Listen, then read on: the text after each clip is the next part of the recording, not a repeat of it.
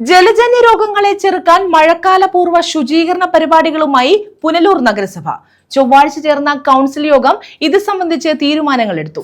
എല്ലാ വാർഡുകളിലും ward sanitisation കമ്മിറ്റികളുടെ നേതൃത്വത്തിൽ വാർഡ് തല ശുചീകരണ പരിപാടികൾ നടത്തുമെന്നും ചെയർപേഴ്സൺ എം.എ. രാജഗോപാൽ പറഞ്ഞു.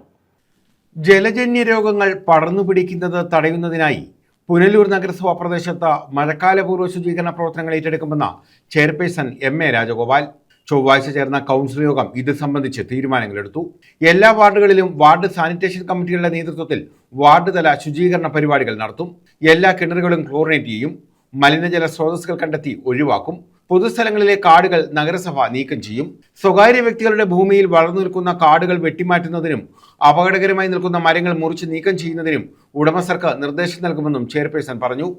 നിർദ്ദേശങ്ങൾ പാലിക്കാത്ത പക്ഷം നഗരസഭ അവ നീക്കം ചെയ്യുന്നതും അതിനുള്ള ചെലവ് പിഴ സഹിതം ഉടമസ്ഥരിൽ നിന്ന് ഈടാക്കുകയും ചെയ്യും. നഗരത്തിലെ ഹോട്ട്സ്പോട്ടുകൾ കണ്ടെത്തി നഗരസഭയുടെ നേതൃത്വത്തിൽ ശുചീകരിക്കും. വരും ദിവസങ്ങളിൽ തന്നെ മഴക്കാലപൂർവ്വ ശുചീകരണ പ്രവർത്തനങ്ങൾ ആരംഭിക്കുമെന്നും ചെയർപേഴ്സൺ എം.എ. രാജഗോപാൽ പറഞ്ഞു.